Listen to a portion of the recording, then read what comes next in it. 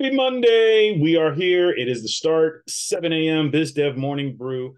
Good morning. Giving you a little bit of a jolt. Wake up. I know it's early. Just got your cup of coffee. I got mine right here. Let's dive right into it. Monday mornings make money, right? So say it. Monday mornings make money. Monday mornings make money. Monday mornings make money. Monday mornings make money. You. Say it. You have to say it. Say, Monday mornings make money. And you want to know why Monday mornings make money? Is because it's the start of the week. It gets your mindset right for the rest of the week. And it gears you up to be able to have the outcomes that you are focusing on. And you are able to have those conversations move in the way that you want them to move. It starts with you. It starts with you beginning the process of telling yourself how this is going to play out, because it all begins from within you. I know that sounds hokey. I know it sounds like we're going on a retreat somewhere and we're going to go hold hands, but it is the truth. And that's what I'm here to express to you. I'm here to express to you the truth in how your business is developed. BizDev Morning Brew, we're here every Monday, Tuesday, Wednesday, Thursday, Monday through Thursday, and we're kicking off Mondays with Monday mornings make money. So we're getting your Monday morning mindset right. We're getting you ready for tackling all of the obstacles that you're going to face. You're going to duck, dive, bob, and weave, and you're going to make it through this week of your sales cycle. So over the weekend, I really wanted you to focus on a lot that had to do with purpose, a lot, but had to dive into your belief, really find out what is behind your why, and then why behind your what. So it's a reversal, it's a back and forth. It's a conversation with your subconscious that allows you to be able to get to know the internal workings of you and some of the things that you can tweak and fix. You can adjust some of your behaviors, and you can adjust some of the things that you're doing on a regular basis within your routines that actually connect to the external things that you do when you're communicating with your business partners, when you're communicating with your customers, when you're communicating with your prospects and your employees.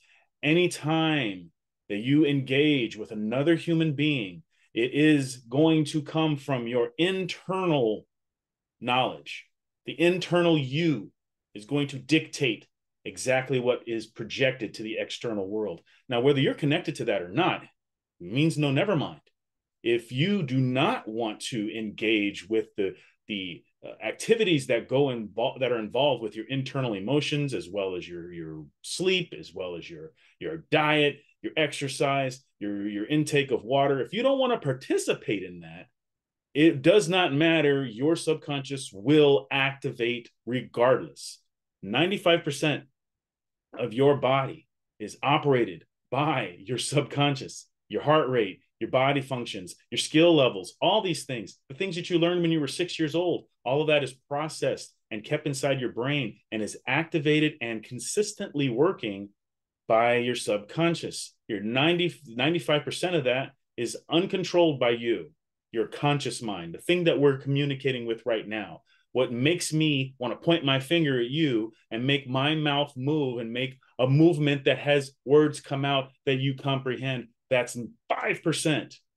That's only 5% of our brain power. So while we're communicating with our subconscious in our own private time, when we're activating our skill levels and we're digging deep into our emotional feelings and all of these other things that we're doing on our own private learning levels, we are gearing ourselves up and molding ourselves into the thing that we want to become. So we're on a level of becoming. We're starting off at a specific point where we're really excited about doing something, and then we fall into a point where we have absolutely no idea what we're doing, and we become unconsciously incompetent, and we walk around not knowing what's the next move. And sometimes in that state, we start to fall into a deception where we do not understand what we're doing. And most of the time in that point, if you don't actually activate yourself internally and motivate yourself internally, you can easily fall away from whatever you're doing and be succumbed and fall to the prey of all doubt and hate and all the negative things that a lot of people complain about having involved in their lives. So let's knock all that out. And we're going to start off with understanding where we are going. So you're focused. You know Monday mornings make money. You know you got this. You know you're steady, you're ready, you're rocking. You've got all of your proposals set up. You're either working on them or they're already set up. You're getting your meetings lined up. You're making the calls. You're answering your emails. You're sending out new emails. You're checking the market. So now, what can you do to take it to that next level? Well, I want to talk a little bit about influence. So you hear this term a lot, influence. The influencer is on Instagram. Your TikTok guy, your guy on Twitter. He's making comments. He's really making sense, and you're buying into what he's selling. He's considered an influencer. Well, what is influence? Does it mean that you're conning somebody? Does that mean you're taking advantage of someone, or you're giving somebody the smoke or whatever? You know, the snake oil salesman back in the old days, he would go. The term snake oil salesman is the guy who would get the oil and he would say this is from the dreaded viper from the woods, and it will cure everything. And he would walk around the village and sell it to everybody, and people would want to buy it because they wanted to cure their ailments. They all had aches and pains. Everyone has aches and pains, discontent. Everyone has depression. Everyone has all different levels of negativity coming from the outside. And what an influencer does is influences you to buy into what they are talking about in order to heal your ailments. So what I am looking to produce with influence is a professional business developed person, a professional business person, a professional influencer, right? So, Dr. Cialdini's six principles of persuasion are a key way to look at now. Dr. Cialdini is a world-renowned expert in persuasion and influence, and there's these six principles are basically a guideline for being able to influence people in a positive way.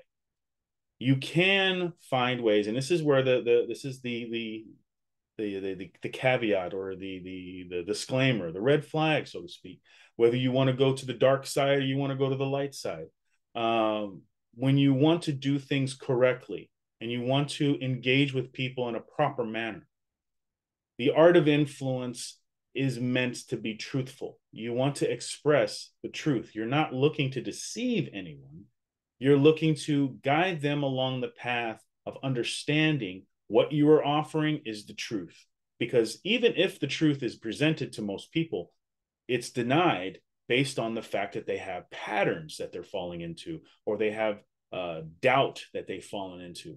And remember, when I said you get excited about something and you really want to go for it and go through, and then you wind up finding out that you need to learn things, and you have misperceptions, and you've been maybe guided down the wrong path in the past, and now you don't have the clear idea of where you're going to go. This is what's called deception, and it's in the mind. It's a mental mind block that tells you that you are not prepared for what you're getting ready to do. And at times, your subconscious, who is only looking out for your well-being, he or she, considering your gender, is only looking out for your well-being and your safety. So if you're only used to doing a certain thing a certain way and you've never done it this new thing before, your subconscious will automatically put you in a state that says you need to not do this. It's only protecting you. It's not wanting you to succeed. Your subconscious doesn't mind about that. Doesn't have a thought about success or failure. It just has a thought about keeping you safe and keeping you secure. And why would you want to do this extra new thing that you don't know how to do if it puts you in danger? So your conscious mind, the 5% of you that has will, right? You have willpower, you have reason, and you deduce to your subconscious that I can do this. And internally, you find the means and the things that you should do in order to change the habits from the past. And now you're moving through the cycle and going from deception into transformation. And in transformation, you start to see things differently. An influencer is the person that guides someone through that process. When you find someone who's not sure about exactly what's going on and you have the solution, you find the way as the professional to introduce your idea to that person in order to guide them through the process. So what are we talking about? Let me share my screen here. Whoop-a-doo. And sharing the screen. Bam. The 6 principles of persuasion. So right here is one of the most obvious ways of persuading someone. You give a gift. The principle of reciprocity. If you give something to someone, if you give someone a special something, in turn, human nature dictates that you're going to give something back. So when you're communicating with someone who's in this state of deception, you can obviously offer them something for free, a gift of some sort, to say, this is what I want you to have for you to feel better. Now you have their attention. So where you can wind up using this as a tchotchke of some sort, like here's a free keychain, or here's a free ticket to the latest movie show. You can also pair this up with something that actually does help them along their path. So if they have someone is in real estate and they're really looking for a home, you can give them a free assessment of the house, or a free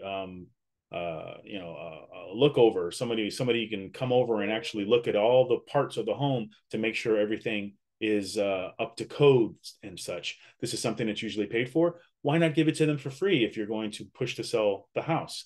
I'm not a real estate agent. I don't know if that would work, but in my mind, this is a form of reciprocity, right? You're giving something of value in order to get their attention and have something returned in kind. Commitment, your desire to maintain consistency in what you've already said or done. So you're either asking for a commitment, or you're proposing a commitment to the person you're talking to. This is one of the most common ways in a business discussion, where you're either asking for the sale or you're willing to put something on the line for the sale, and you're looking for that commitment. Social proof. This is the biggest thing that we have in our world today with social media. You don't listen to anything anyone said unless it's out there already. So if you hear Jane or John Smith just talking randomly in front of you at the bus stop, or you're at the grocery store, you're not really keen to listen to everything that they're saying. However, if Jane or John had janeorjohn.com and they were on a morning podcast called BizDev Morning Brew, and they were interviewed by so many people on the media, and you saw them in magazine articles. Now all of a sudden there's a social proof of what they're doing, and this makes you want to follow what they're saying.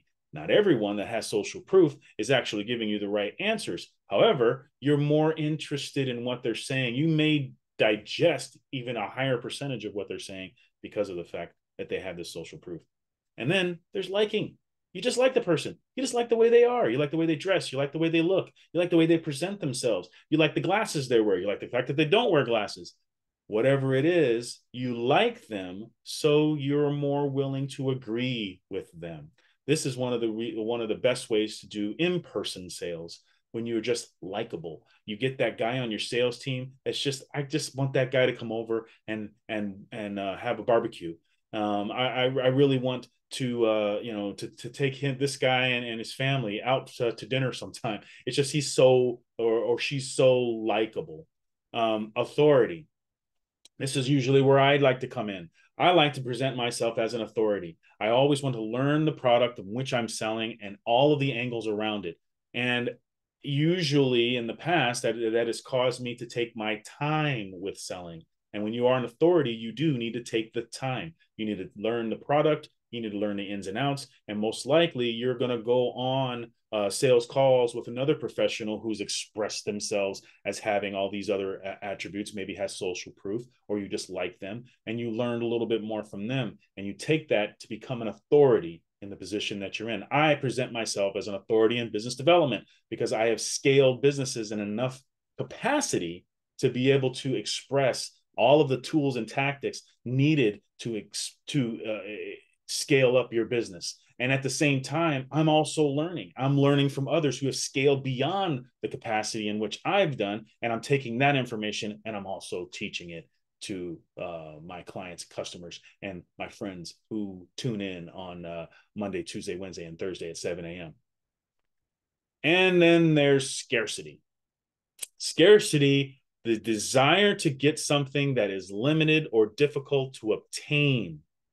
This one is a very interesting way to persuade someone when you, and it's also the door to the dark side, so to speak.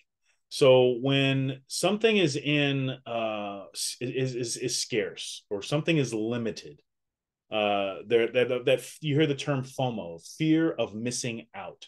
That is a real thing that a lot of people succumb to when there isn't a lot of something. And if you're presenting a product to the market that there is a limited amount of, you are capable of being able to express that, saying, it's kind of like without any care. You're like, if you want it, you want it. You don't, you don't. I know many people that do. And I only have 3 or 4 seats left. I only have 2 tickets left. There's only one model of this on the floor. You're either going to get it today or someone else is going to get it from you. What's your decision? And this is a very good way of being able to move someone who is having a difficult time making a decision, someone who maybe needs an alpha to guide them through the process and needs a little bit more self-esteem boost in order to make that crucial decision into what the things that they need or want.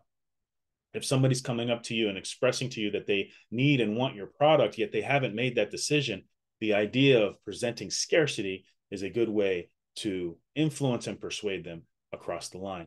Again, it is also the way to the dark side, where you have many people presenting scarcity, which is not necessarily true. You see this in the diamond industry. You also see this in cryptocurrency and a few other means of which to present something that is not necessarily in short demand, in small supply, yet it is presented that way in order to build, again, that fear of missing out. So these are the 6. I really wanted to show this to you. You may have seen this before. You may have studied this before. I suggest grabbing any one of Dr. Cialdini's books. And if I'm mispronouncing Cialdini, that's how I was told his pronounced. I know it's there's no CH, but it's an Italian name. If I am mispronouncing his name, feel free to correct me in the comments below. So I've followed Dr. Cialdini's work for quite a bit of time. I even followed it and wasn't even sure what it was. I've seen the 6 principles of persuasion presented to me and didn't even know that it was his 6 until I saw him speak on a panel, and then he was introducing this concept of liking, authority, and social proof, which are the 3 of the main ones, modes of persuasion that you find in the marketplace today. So looking at these, what are you gonna do this week? You are going to have to persuade someone today in order to either pick up the phone and take your call. You're going to have someone persuaded to answer the email. You may even need to persuade your kids to eat the broccoli tonight. What are you going to use in a means of persuading that is going to be the most effective for you today? Think about that. Think of these 6 and figure out which one of these you want to test out, and actually think of this as a drill, because what you are looking to do is practice these. Once you are aware of these principles, you want to put them into practice. And yes, everyone that you speak to today is a candidate for you to practice with. So you can even talk to the grocer and think of how I can be likable today for my grocer to have someone bag up my groceries for me and take them out to my car. Maybe that's something. Or you want to present yourself as an authority. You want to go to have a communication with an individual and express your authority on a subject and influence them to listen and understand and repeat what you said to someone else, right? So, I mean, these are just examples. You don't have to go writing everything down verbatim, but what you do want to do is look at one of these 6 and take it. Take one of these and use them today as you get ready to make Monday mornings make money. There's your focus for today. I hope that you had a fantastic weekend and you got enough rest, you got some good sleep, and that you're ready to rock and roll, tackling everything that you have to tackle today. So with that, we're going to move on to the day. I've got calls to make, you've got calls to make, and I've got emails to make, you've got emails to make. So let's make Monday mornings make Monday. BizDev Morning Brew every Monday, Tuesday, Wednesday, and Thursday. We're going to have a couple of guests this week on the call. We're going to discuss some more specifics on belief structure, as well as how our internal mindsets can affect not only our own performance, but the performance of our team, as well as our senior people. You know, even though you may not be in charge of something, you are in charge of you, and you are presenting yourself as a leader of one. Until you're given more authority, you are still a leader of one. And that leadership does include presenting these ideas and this mojo, so to speak, to your senior people. So your managers, your owners, your founders, your developers, your directors, all these people count on you to present that leadership of one and taking ownership of all the things that you are doing and not allowing the outside world to affect